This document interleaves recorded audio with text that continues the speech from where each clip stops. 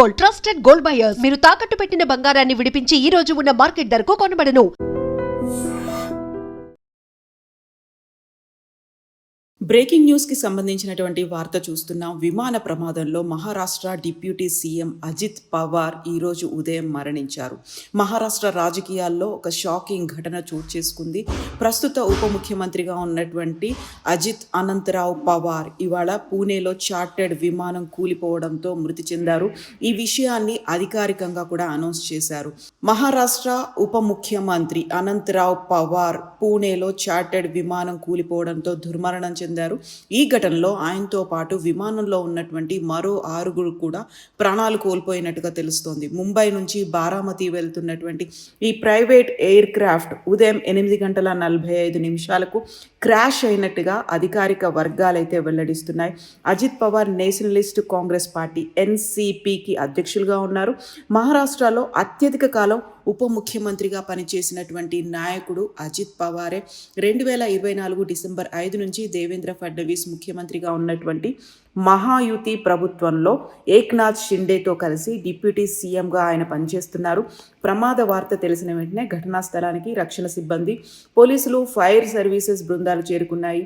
Maharashtra deputy CM Pawar విమాన ప్రమాదంలో చనిపోయారన్న వార్త తెలిసిన వెంటనే ముఖ్యమంత్రి దేవేంద్ర ఫడ్నవీస్, మరో ఉప ముఖ్యమంత్రి ఏక్నాథ్ షిండే, ఇతర నాయకులు, మంత్రివర్గం దిగ్భ్రాంతి వ్యక్తం చేశారు. ప్రభుత్వం, ప్రతిపక్షాలు ఈ దుర్ఘటనపై ఆవేదనను, దిగ్భ్రాంతిని వ్యక్తం చేస్తున్నాయి. ప్రజలు పెద్ద ఎత్తున ఘటనా స్థలానికి చేరుకున్నారు. బారామతి నియోజకవర్గం నుంచి బలమైన బేస్ ఉన్నటువంటి అజిత్ పవార్ శరద్ పవార్కి అన్నయ్య కుమారుడు. రాజకీయంగా చాలా శక్తివంతమైనటువంటి వ్యక్తిగా ఎదిగారు. ఆయన మరణంతో మహారాష్ట్ర రాజకీయాల్లో భారీ లోటు ఏర్పడింది అనేది భావిస్తున్నారు. ఇన్ని దాదాగా పిలుస్తూ ఉంటారు. మహారాష్ట్ర రాజకీయాల్లో దాదాగా పేర్పడినటువంటి మామ శరద్ పవార్ నుంచి రాజకీయంగా మెలకువలు నేర్చుకున్నారు. మహారాష్ట్ర రాజకీయాల్లో అతి కీలకంగా ఉన్నారు. డిప్యూటీ సీఎంగా సుదీర్ఘకాలం పనిచేసినటువంటి దాదా ఇలా నిష్క్రమించడము అనేది కోలుకోలేని దెబ్బగా భావిస్తున్నారు. జిల్లా పరిషత్ ఎన్నికల ప్రచారం కోసం ఆయన బారామతికి వెళ్తున్నటువంటి సమయంలోనే ఈ ప్రమాదం జరిగింది. ఆయన విమానం ల్యాండింగ్ సమయంలో కుప్పకూలిపోయింది. విమానంలో అజిత్ పవార్తో పాటుగా మరొక 5 కూడా ఉన్నారని తెలుస్తోంది. ఈ ప్రమాదంలో తీవ్రంగా గాయపడినటువంటి అజిత్ పవార్ ఈరోజు ఉదయం 8:45 జరిగినటువంటి విమాన ప్రమాదంలో తీవ్రంగా గాయపడ్డారు. ఆయన్ని హాస్పిటల్కి తరలిస్తున్నటువంటి సమయంలోనే మరణించినట్టుగా ఆ వార్తలు అందుతున్నాయి. అజిత్ పవార్ వ్యక్తిగత విమానం అది. అధికారులు, భద్రతా సంస్థలు సంఘటనా స్థలానికి చేరుకునే పరిస్థితిని అంచనా వేస్తున్నాయి. విమానంలో మొత్తం 5 వ్యక్తులు ఉన్నారు అనేది వార్తలు అందుతున్నాయి. మంచు కారణంగా సరిగా కనిపించలేదు.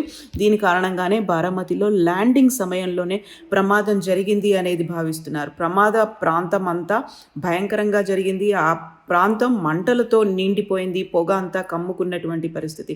ఈ ఉదయం ముంబై నుండి బారామతికి ప్రత్యేక విమానంలో జిల్లా పరిషత్ ఎన్నికల కోసం ఆయన ప్రచార ర్యాలీ కోసం బయలుదేరారు. బారామతిలో ఈరోజు ఆయనకు షెడ్యూల్ ఉంది. ఈ నేపథ్యంలోనే ఉదయమే బయలుదేరారు.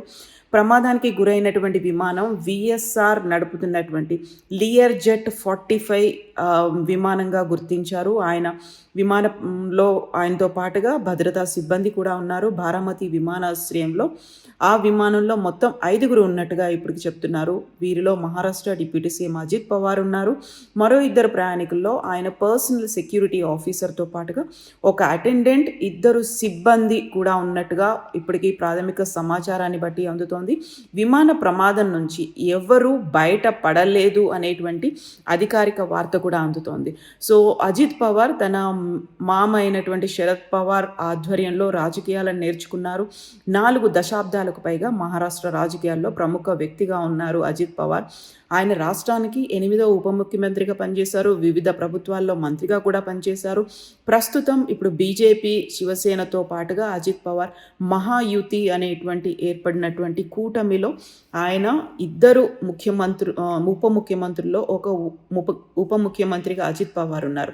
తన మద్దతుదారులు దాదా అని ముద్దుగా పిలుచుకునేటువంటి అజిత్ పవార్ 1980 సమయంలో తన మామ శరద్ పవార్ ఆధ్వర్యంలో రాజకీయాల్లోకి ప్రవేశించారు. 1991 నుంచి బారామతి లోక్సభ స్థానాన్ని గెలుచుకున్నారు.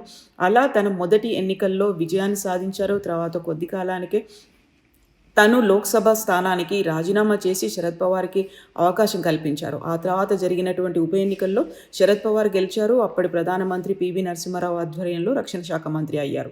ఆ తర్వాత అదే సంవత్సరం అంటే 1991లో అజిత్ పవార్ తన కుటుంబానికి బలమైన కోట అయినటువంటి బారామతి అసెంబ్లీ స్థానం నుంచి పోటీ చేశారు.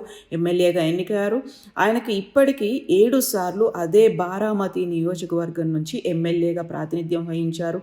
2019లో జరిగినటువంటి అసెంబ్లీ ఎన్నికల్లో 1,65,000 ఓట్ల మెజారిటీతో ఘన విజయం సాధించినటువంటి దాదా ఇప్పుడు దూరమైపోయారు, కనుమరుగైపోయారు. హఠాన్ మరణం అనేసరికి అక్కడ మహారాష్ట్ర రాజకీయాల్లో ఒక కుదుపు అనేది ఏర్పడింది. అజిత్ పవార్ లేని లోటు అనేది.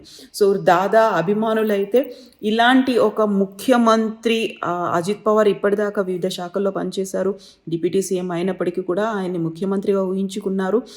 అలాంటి ముఖ్యమంత్రి లేరు అనేటువంటి ఒక భావన ప్రజల్లో ఉండాలి, అభిమానుల్లో ఉండాలి అని భావించారు. భవిష్యత్తులో ఆయన ప్రధానమంత్రి అవుతారని కూడా భావించినప్పటికీ డిప్యూటీ సీఎం ప్రయాణిస్తున్నటువంటి విమానం క్రాష్ ల్యాండింగ్ జరగడం, అఘోర విమాన ప్రమాదంలో ఆయన మరణించడము అనేది ఇప్పటికీ తేలుకోలేని విషయంగా ఒక బ్రేకింగ్ న్యూస్గా వాళ్ళు చూస్తున్నారు. అనుకోని ప్రయాణం, తను ప్రాతినిధ్యం వహించినటువంటి ఒక కంచు కోటగా భావిస్తున్నటువంటి బారామతిలోనే ఆయన విమానం ప్రమాదానికి గురి కావడం, ఆ విమాన ప్రమాదంలో ఆయన మరణించడము అనేది ఒక కోలుకోలేని వార్తగా చూస్తున్నారు.